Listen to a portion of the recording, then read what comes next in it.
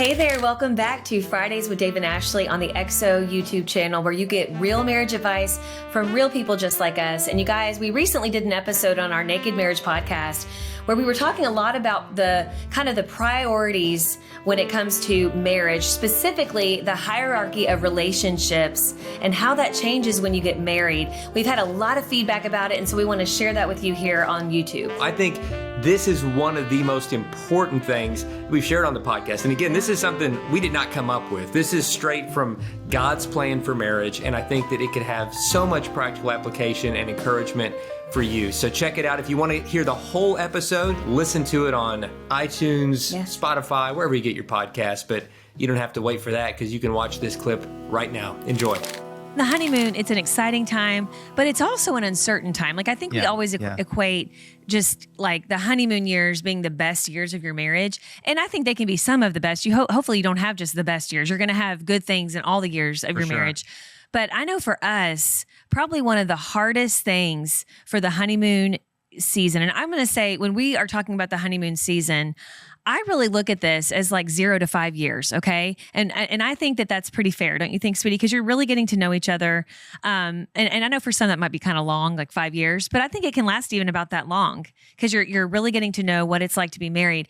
And I know for us, those first 5 years, even like prior to kids, we waited 3.5 years to start our family. But I just think some of the biggest hurdles had to do with family dynamics, like with parents and in-laws. Yeah. Sure. And you all know we have a resource coming. We don't have a date yet, but we do have a resource coming. And we're going to talk all about how to navigate this. But we haven't, it's something that we can't talk too specifically about just out of respect for the parties involved.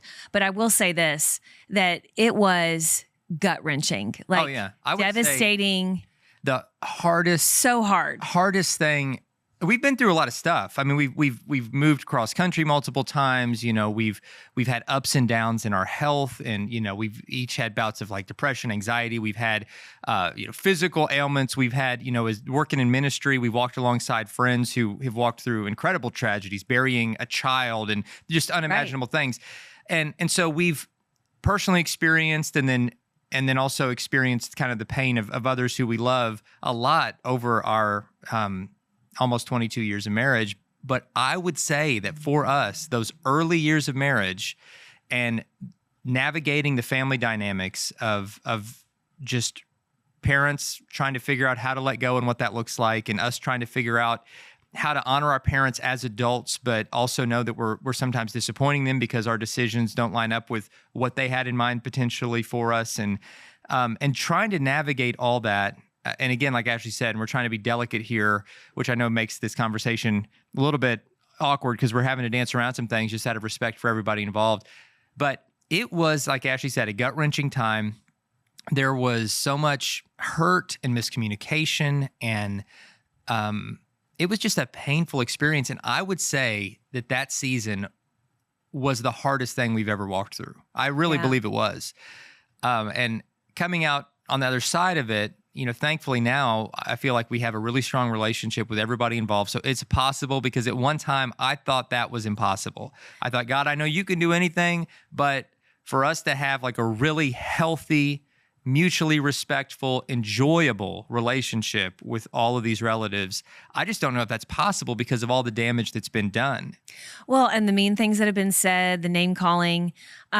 I will say this, and I know you guys are like, you're dancing around this. I'll say some, okay, because this is just part of our story. And again, we're not naming names just out of respect for the parties involved. But, we went to counseling in that season. And if I could go back to my younger self, to that 19, 20-something engaged Ashley and Dave. Dave was a little older than me then. And now, obviously. I was 40, you were like 47. 22. And we... You know what I'm saying? We were both very young. We were young.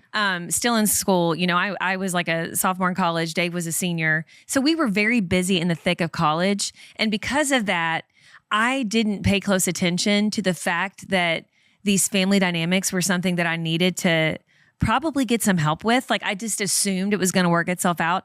So if I could go back to us back in that time, I would have suggested family counseling, because I know that, and I won't say which one of us, but like, there were already some things that were probably not healthy that needed to be addressed through family counseling. And when you put marriage on top of that, that only complicates things. And so I would have gone to counseling with my family and Dave's family prior, because I think it would have helped everybody get on the same page. Right. Whereas instead we get married and it's like everything falls apart and there's all this misunderstanding, all of this just wreckage. And we go to counseling and then there's so many hurt feelings that the family wouldn't go with us. And so it was just us trying to navigate this alone. Because we were so inexperienced.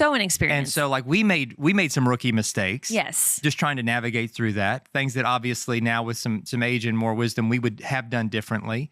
But we just felt like we could not win. Right. And then there was some untreated, mental health issues that were happening that, that adds a whole nother layer when you're trying to reason with somebody who, just because of a chemical imbalance, isn't capable of reason, and is just it doesn't even know at the time. It doesn't even know, right? Yeah. I mean, they don't know. It's an illness that was untreated, and can't blame a person for being unwell, but until that's dealt with and treated, you can't really have a healthy relationship with someone who themselves is unhealthy, and that was going on.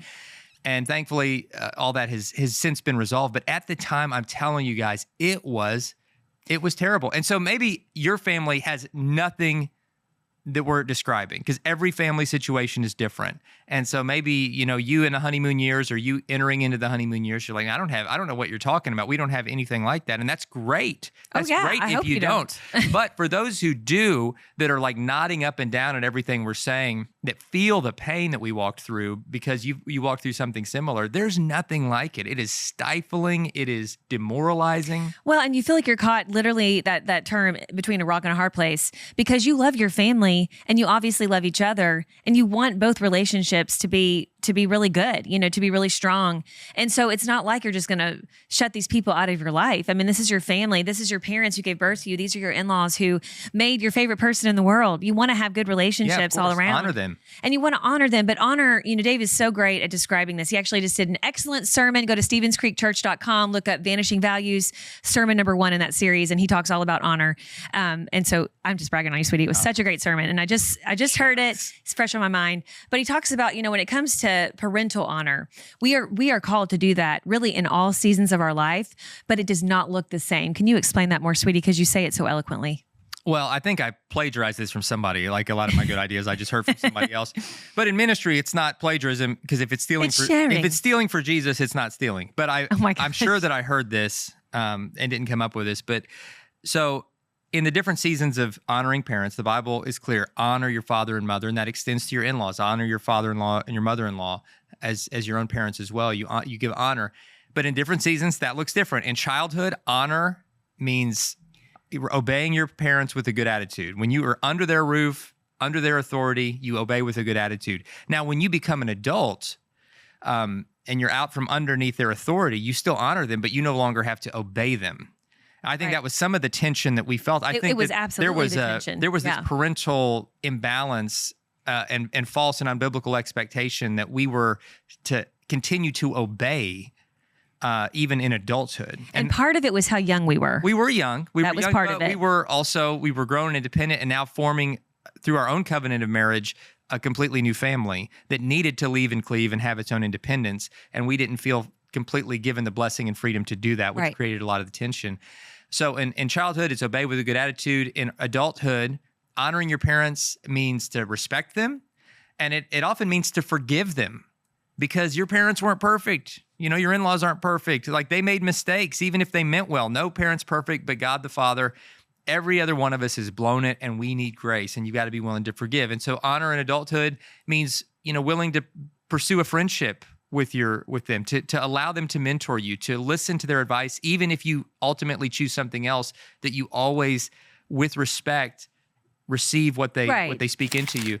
Thank you guys so much for joining us again on Fridays with Dave and Ashley. We hope that you got something out of this episode. And if you want to go a little bit deeper, definitely go check out the entire episode on our Naked Marriage podcast, wherever you get your podcasts. And also make sure you're not going to miss any of the Fridays with Dave and Ashley episodes. Make sure you like this and subscribe to the channel so you don't miss a thing. We'll see you guys next time.